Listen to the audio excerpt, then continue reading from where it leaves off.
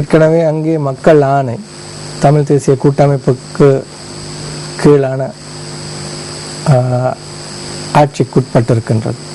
அதாவது முதலமைச்சர் என்ற வகையில் அவர் மாகாண சட்ட திட்டங்களுக்கு அமைய மாகாண காணி அதிகாரங்களை பிரயோகிக்க முற்படும் பொழுது இவ்வளவு காலம் அதனை நிர்வகித்து வந்த ஒரு அதிகாரமும் பின்னணியில் இருக்கின்றது. அவருக்கு கொடுக்கப்பட்டிருக்க 16 அமைச்சுக்கள்ல இந்த காணியும் ஒன்று. ஆமா, காணியின் அதிகாரம் மாகாண சபைக்கு இல்லை என்ற இல்லாமல் விடின் ஏன் அந்த அமைச்சு பதவி ஒன்று பெறப்பட வேண்டும்? அது அமைச்சு பதவி என்பது மத்திய அரசாங்கத்தினால் திட்டமிட்டு வகுக்கப்படுகின்ற சில அடிப்படை விடயங்களை பொறுத்து தான் அமைகின்றது. அதனை தீர்மானிக்கும் சக்தி ஜனாதிபதியிடம் இருக்கின்றது. அப்படி கொடுக்கப்பட்டதுக்கான காரணம் என்ன என்பதற்காக தான் அந்த கேள்வியை கேட்டேன். அதுல ஒரு ஊகிக்கக்கூடிய ஏதாவது இருக்குமோ என்ற ஒரு கேள்வி. அடுத்து பாரதிய ஜனதா கட்சியினருடன் சென்னையில் சம்பந்தன் சந்திப்பு என்கின்ற செய்தி இருக்கிறது நாங்கள் பார்த்தோம். வடமாகாண சபைக்கான புதிய கட்டிடத்தில் பால் காய்ச்சும் அந்த காட்சிகள் எல்லா பத்திரிகையிலும் புகைப்படமாக முற்பக்கத்திலே பிரசுரமாக இருக்கின்றது. கசினோ சட்டம் மூலம் தற்காலிகமாக வாபஸ், திருத்தங்களுடன் மீண்டும் வரும் என்கின்ற செய்தியாக இருக்கிறது. அந்த செய்தி கசினோவுக்கு எதிர்ப்பு தெரிவித்து போராட்டம் புகைப்படத்தோடு, உச்சி மாநாட்டை இந்திய பிரதமர் பகிஷ்கரித்தால் இருதரப்பு உறவுக்கு பெரும் பாதிப்பு, கொழும்பு எச்சரிக்கை. சீனாவிலிருந்து நாளை மன்மோகன் சிங் நாடு திரும்பியதும் இறுதி தீர்மானம்.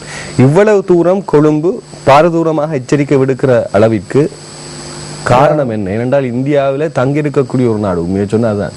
இன்று நீங்க காலையில எழும்பி பல் தூரிகையில நீங்க பல்லு சுத்தம் பண்ணி இரவு நித்திரைக்கு போகும் வரை எத்தனை பொருளியல் செல்வாக்கு இந்தியாவிடம் இருக்கின்றது உங்களுக்கு தெரியும். ஆமாம், அதாவது நீண்ட கால உறவு இருக்கின்றது இரு நாடுகளுக்கும் இடையில். ஒன்றுடன் ஒன்று பின்னி பிணைந்து காணப்படுகின்ற பாரம்பரிய கலாச்சாரங்களும் காணப்படுகின்றன.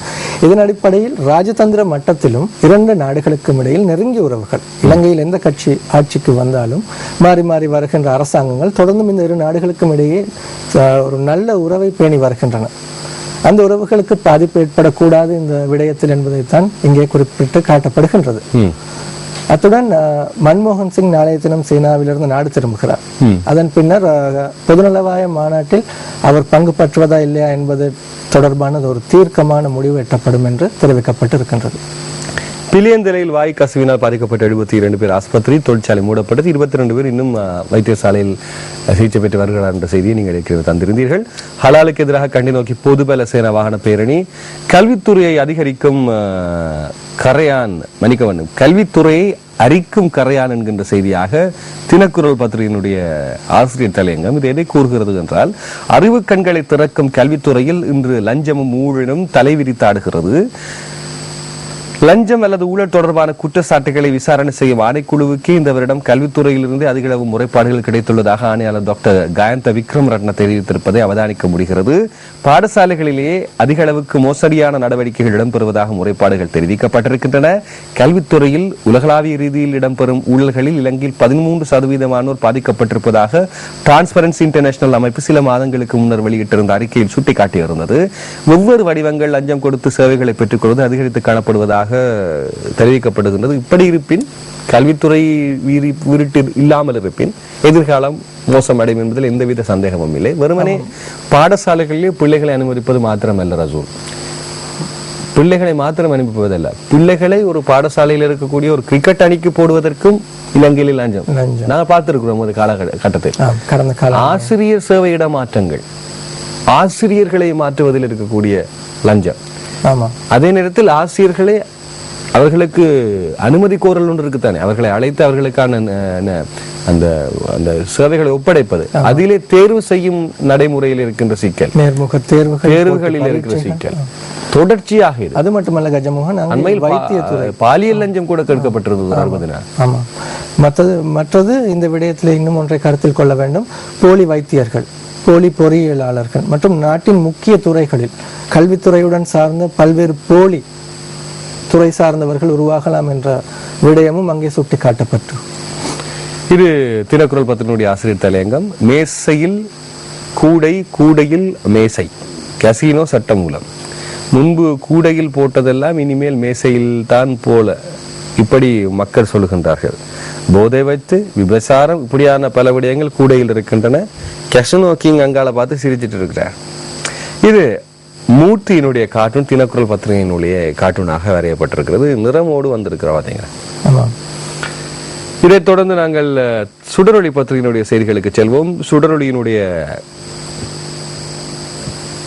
பிரதான தலைப்பு மீண்டும் பாதுகாப்புக்கு அரசு முக்கியத்துவம் கடந்த ஆண்டை விட 1674 கோடி ரூபாய் கூடுதல். இந்த இடத்தில் நான் இதை கொஞ்சம் அவதானித்து மக்களுக்கு காட்ட வேண்டும் என்று நினைக்கின்றேன். போருக்கு பின் பாதுகாப்பு நிதி ஒதுக்கீடு அதிகரிப்பு ஒரே பார்வையில் போடப்பட்டிருக்கிறது இங்கே சுடரொளி பத்திரிகையில்.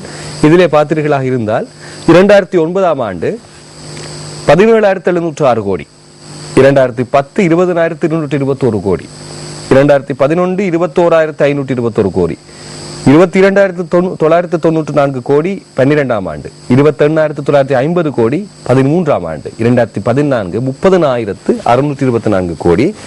யுத்தம் நடைபெற்றுக் கொண்டிருந்த காலகட்டம் இது. கடைசியாக 2009ஆம் ஆண்டு முடிவுக்கு கொண்டு வரப்பட்டது. எனக்கு ஒரு அதை பார்த்து கூறுங்கள் எவ்வளவு என்று. 17,706 கோடி ரூபாய் ஒதுக்கப்பட்டது. அன்னளவாக இரட்டிப்பாக இருக்கிறது 2014. அதாவது இம்முறை பாதுகாப்பு அமைச்சுடன் நகர அபிவிருத்தி அமைச்சும் இணைந்து தான் காணப்படுகின்றது. இந்த இரண்டு விடயங்களுக்காகவும் தான் இந்த நிதி கடந்த காலங்களில் ஒதுக்கப்பட்டு வருகின்றது. ஆனால் நகர அபிவிருத்தியினுடைய செயற்பாடுகளை இந்த இடத்தில் நாங்கள் மெச்ச வேண்டும். என்றால் சகல பகுதிகளிலும் அது அமைக்கப்பட்டிருக்கிறது. பொதுவாக பொதுநலவாய மாநாட்டை முன்னிட்டு இந்த நிதி கூடுதலாக ஒதுக்கப்பட்டிருப்பதாக அரச வட்டாரங்களுடைய தகவலாக பார்த்து விட்டோம். அடுத்து நாங்கள் ஹலாலுக்கு எதிரான போர்க்கொடியை மீண்டும் தூக்கியது புதுபல சேனா. கொழும்பிலிருந்து கண்டிக்கு நேற்று மாபெரும் வாகன பேரணி. கொழும்பு செல்லாதீர், கெமரூனுக்கு அழுத்தம். பொதுநலவாய் உச்சி மாநாட்டில் மன்மோகன் சிங் பங்கேற்க கூடாது, தமிழர்களின் விருப்பம் இதுவே என்கின்றார் சம்பந்தன். வடமாகாண சபை கட்டடம் கையளிப்பு, திருப்பி அனுப்பாதீர்கள், இலங்கையில் ஆபத்து, எச்சரிக்கிறது ஆஸ்திரேலிய ஆணைக்குழு என்கின்ற செய்தி. ஆஸ்திரேலிய மனித உரிமைகள் ஆணைக்குழு என்றுதான் அது வந்திருக்க வேண்டும். டிசம்பருக்குள் பதவி உயர்வு இல்லையில் போராட்டம், ஆசிரியர் சங்கம் எச்சரிக்கை. வாயு கசிவால் மூச்சு திணறல், 72 பேர் வைத்தியசாலையில். பில்லியன் தொழிற்சாலைக்கு சீல் வைப்பு என்கின்ற செய்தி. கசினோவுக்கு எதிராக வாக்களிக்க ஐக்கிய தேசிய கட்சி முடிவு, அடுத்த கட்ட நடவடிக்கைகளுக்கு குழுவும் நியமனம். 13வது முடக்கும் நோக்கும் போக்கும் மீண்டும் செல்லும் என்கின்ற செய்தி ஒன்று பிரசுரமாயிருக்கு. சுடலுனி ஆசிரியர் தலையங்கம். மீண்டும் நாங்கள் சொல்கின்றோம், 13வது முடக்கும் நோக்கும் போக்கும் மீண்டு செல்லும். இந்த போக்கு என்னவென்பதை ஓரளவு ஊகித்துக் கொள்ள முடியும்.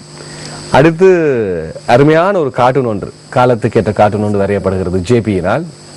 பஸ் கட்டணம் அதிகரித்திருக்கிறது. அதிகரித்த பஸ் கட்டணத்தினால் புதிய ரக அதிசொகுசு வாகனம் அதிவேக நெடுஞ்சாலைக்கு பாய்வது போன்ற ஒரு காட்சி. இதில் ரெண்டு விஷயம். பஸ் கட்டண அதிகரிப்பினால் தான் இந்த புதிய மின்னி கொண்டிருக்கின்றது. பஸ் கட்டண அதிகரிப்பின் கீழ் பயணிகள் பஸ் வரும் வரை காத்திருப்பதையும் இங்கே காட்டப்படும். ஆகவே இந்த அதிகரிப்பின் மூலம் தான் இது கொள்வனவு செய்யப்பட்டிருக்கின்றதா அல்லது இவர்களுக்காக நெடுஞ்சாலை அமைக்கப்பட்டிருக்கின்றதா என்று பல வகையான சிந்தனைகளை அருமையாக ஜேபி அடித்திருக்கிறார். இந்த தினம் கார்ட்டூன் செய்தி இது சுடரொளியினுடையது. இதைத் தொடர்ந்து நாங்கள் பார்ப்போம் இன்றைய தினகரன் பத்திரிகையினுடைய செய்திகள். 2014 நிதியாண்டு 1,54,252 கோடி ரூபாய் ஒதுக்கீடு. கல்வி, உயர்கல்வி, பொருளாதார அபிவிருத்திக்கு கூடுதல் நிதி. வடமாகாண சபைக்கு 1,733 கோடி நிதி ஒதுக்கீடு. கடந்த ஆண்டில் 1,396 கோடி 29,95,000 ரூபாய் ஒதுக்கப்பட்டிருந்தது. இதுல நீங்கள் பாருங்கள், லேக் ஹவுஸினுடைய பத்திரிகை தினகரன் இங்கே அழகாக சொல்லப்படுகிறது, கல்வி, உயர்கல்வி, பொருளாதார அபிவிருத்திக்கு கூடுதல் நிதி. வடமாகாணத்துக்கு இவ்வளவு நிதி. ஆனா தேசிய பாதுகாப்பை பற்றி எதுவுமே சொல்லப்படவில்லை, இங்கே குறிப்பிடப்படவில்லை. ஏனைய பத்திரிகைகளை பாதுகாப்புக்கு அளவு, வடமாகாண சபைக்கு இவ்வளவு போட்டிருக்காங்க. பார்வையிலையும் மக்களினுடைய பார்வையிலையும் வித்தியாசம் இருக்கிறது. இது நாங்கள் பொதுவாக கூறுகின்றோம். அடுத்து பாராளுமன்ற சபை நடவடிக்கைகள் அகன்ற திரையூடாக இன்று நேரடி ஒளிபரப்பு என்கின்ற செய்தி பிரசுரமாக இருக்கிறது. ஜெயந்திபுர சந்தியில் அமைக்கப்பட்டிருக்கின்ற அகன்ற திரையில் தான் நடக்க போவதாக தெரிவிக்கப்பட்டது. இன்று மாலை 4 மணிக்கு ஆரம்பித்து வைக்க உள்ளதாக தெரிவிக்கப்பட்டுள்ளது. தேசிய பாதுகாப்புடன் தொடர்புடைய சகல கேள்விகளுக்கும் பதிலளிக்க முடியாது. சில விடயங்கள் தவிர்ப்பது நாட்டுக்கு தேவை. அதாவது பாராளுமன்றத்தில் ஐக்கிய தேசிய கட்சி உறுப்பினர் ரவி கருணாநாயக்க ஆயுதங்கள் மற்றும் வெடிமருந்துகள் தொடர்பில் கடந்த 3 ஆண்டுகளில் ஒதுக்கீடுகள், செலவினங்கள் பற்றி எழுப்பிய கேள்வி ஒன்றிற்கு அமைச்சர் இந்த பதிலை தெரிவித்திருந்தார். கசினோ வர்த்தமானி அறிவிப்பு பாராளுமன்றத்தில் ஒத்திவைப்பு. முதலீட்டு துறைகளை விளக்கி கண்காட்சி 2020 20 பில்லியன் அமெரிக்க டாலரை ஈட்ட திட்டம் 300 முதல் 700 வரையான ஏற்றுமதியாளர்கள் பங்கேற்பு. உச்சி மாநாட்டின் ஆரம்ப நிகழ்வுகள் செய்மதிகள் ஒளிபரப்பு ஏற்பாடு 15 குழுக்கள் நியமனம் நாடு என்ற உணர்வில் இணைந்து ஊடகங்கள் பங்களிப்பு உலகம் எங்கும் தகவல்களை வழங்குவதில் கடும் போட்டி இணையத்தினூடாக 4.5 லட்சம் பேர் பார்வை குறிப்பாக இதனை ஆரம்பித்து வைத்த மிக பெருமதியான அந்த பெருமை MTV MBC வலையமைப்புக்கு சாரும் இப்போதும் பவனி வந்து கொண்டிருக்கின்றது. பேரணி பண்டாரவளை சென்றடைந்துள்ளது. அங்கிருந்து இன்று பதிலை நோக்கி நகர சகல விடயங்களை எங்களுக்கு ஆரம்பித்து வைத்தவர் சரித்த ஹேரத் என்பதும் குறிப்பிடத்தக்கது. அவருடைய புகைப்படம் தான் இங்கே பிரசுரிக்கப்பட்டிருக்கிறது என்பதை நாங்கள் ஞாபகப்படுத்துகின்றோம். தொழிற்சாலையில் அமோனியா வாயு கசிவு மூச்சுத்திணறலில் 72 பேர் பாதிப்பு 34 பேர் இன்னும் ஆஸ்பத்திரியில் விசேட போலீஸ் குழு விசாரணை தொழிற்சாலை லைசன்ஸ் இடைநிறுத்தம் 34 பேர் இப்போது 22 பேராக குறைக்கப்பட்டிருப்பது எங்களுக்கு ரசூல் மூலமாக தெரியக்கூடியதாக இருந்தது. ஆற்றினுள் அள்ளுண்ட தம்பதியர் மனைவி மீட்பு கணவர் பலி. ஆமாம், ஆற்றை கடந்து செல்லும் பொழுது இருவரும் நீரிலே அடித்து செல்லப்பட்டுள்ளார்கள். கணவன் பலியாகி ஊர் மக்கள் சேர்ந்து மனைவியை காப்பாற்றி இருக்கின்றார். பஸ் குடை சாய்ந்து 30 பேர் காயம். இது நாவலப்பிட்டியில் நேற்றைய தினம் இடம்பெற்ற சம்பவம். ராயல் பார்க் படுகொலை வழக்கு சந்தேக நபரின் மரண தண்டனையை உச்ச நீதிமன்றம் ஊர்ஜிதம் செய்தது. இது வெளிநாட்டு பிரஜைகளுக்கு இடையே இடம்பெற்றது. அதாவது இலங்கை தாய்க்கும் சுவிட்சர்லாந்து ஆடை தொழிற்சாலை உரிமையாளர் ஒருவருக்கும் பிறந்த மகள் இவோன் ஜோஹான்சன். இவரது படுகொலை 2006ஆம் ஆண்டு இடம்பெற்றது. இது தொடர்பில் சந்தேக நபருக்கு மேல் நீதிமன்றம் 22 வருட கால சிறை தண்டனை விதித்திருந்தது. இதனை அடுத்து சட்டமா அதிபர் இவருக்கு வழங்கப்பட்ட தண்டனை போதாது என தெரிவித்து ஆட்சேபனை மனு தாக்கல் செய்திருந்தார் மேன்முறையீட்டு நீதிமன்றத்தில். மேன்முறையீட்டு நீதிமன்றம் இந்த வழக்கை விசாரித்து ஆயுட்கால சிறை தண்டனை வழங்கியிருந்தது. இதனையடுத்து இந்த பிரதிவாதி உயர் நீதிமன்றத்தில் மனு தாக்கல் செய்தார். உயர் நீதிமன்றத்தில் இடம்பெற்ற வழக்கு விசாரணையின் பின்னர் மேல் நீதிமன்றத்தின் மரண தண்டனையை உயர் நீதிமன்றம் உறுதி செய்திருக்கின்றது. அதை கொலை செய்த சந்தேக நபர் யார் என்பது தெரிய வந்ததுதான். அவரது பெயரும் குறிப்பிடப்பட்டிருந்தது. இது நீங்கள் பார்ப்பது கொழும்பு கட்நாயக் அதிவேக நெடுஞ்சாலை நேற்று முதல் மக்கள் பார்வைக்கு விடப்பட்டிருக்கிறது. நேற்றைய தினம் ஓட்ட போட்டிகள், சைக்கிள் ஓட்ட போட்டிகள், மாட்டு வண்டி போட்டிகள், கிரிக்கெட் கூட விளையாடிட்டு இருந்தார்கள் அந்த வீதியில். அடுத்து தினகரனுடைய ஆசிரியர் தலையங்கம் கசினோ சூதாட்ட நிலையங்கள் கலாச்சாரத்தை சீர்குலைக்காது. ஒரு பத்திரிகையினுடைய ஆசிரியர் தலையங்கம் கூறுகிற இந்த செய்தியை UNP உடைந்து நெளிந்து போயிருக்கிறது, பாவம் மூட்டப்பட்டிருக்கிறது. சுந்தரி பார்த்து கொண்டிருக்கிறாங்க. இன்றைய தினம் அரசாங்க பத்திரிகையில் மாத்திரமே இந்த கார்ட்டூன் ஐக்கிய தேசிய கட்சி சேர்த்துக் கொள்ளப்பட்டிருக்கிறது. அடுத்து உதயன் பத்திரிகையினுடைய தலைப்புகளை பார்ப்போம். வடக்கின் வன்முறைகள் ஜெனீவாவிற்கு அறிக்கை, தேர்தலை கண்காணிப்பதற்கான மத்திய நிலையம் நடவடிக்கை. வித்தியாசமாக இருக்கிறது செய்தி. பொதுநலவாயத்தில் இந்தியா பங்கேற்பதை விரும்பவில்லை சம்பந்தன் கருத்து. தமிழ் மக்களை புறக்கணித்து சிங்களவர்களுக்கு காணிகள் நாவற்குழி புது குடியேற்ற மக்கள் பாதிப்பு. சிவில் அரசியல் உரிமைகளுக்கு வடக்கில் ராணுவத்தினர் தடை. பாடசாலை மாணவர் 2 வேனில் வந்தோரால் கடத்தல். வடமராட்சி பகுதியில் பெரும் பரபரப்பு. இது கூறப்படவில்லை. இது என்ன நடக்க போகிறது பார்ப்போம். வயது 13. அதுதான் உருத்திர சிகாமணியின் உதிக்ஷயன் என்ற மாணவன் 13 வயது. சிறுவர்களுக்கு என்ன ஐயா இதுல சம்பந்தம்? உங்களோட பயகளை குழந்தைகளோட என்னது காட்டுறீங்க என்ற கேள்வி இருக்கிறது.